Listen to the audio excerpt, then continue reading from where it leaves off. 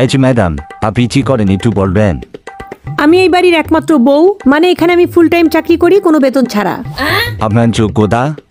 আমার ভোর 5টা থেকে কাজ শুরু হয়, রান্না করা, ঘর বাড়ি সামলানো, ধোয়া মোছা।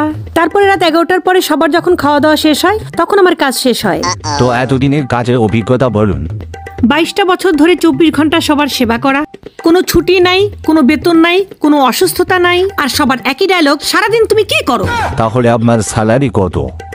সারাদিন শাশুড়ি ভুল ধরতেই থাকে, ননদের অভিমান লেগেই থাকে, আর স্বামী আমার উপর বিরক্ত। এটাই আমার স্যালারি। এতদিন আপনার প্রমোশন কি হয়েছে?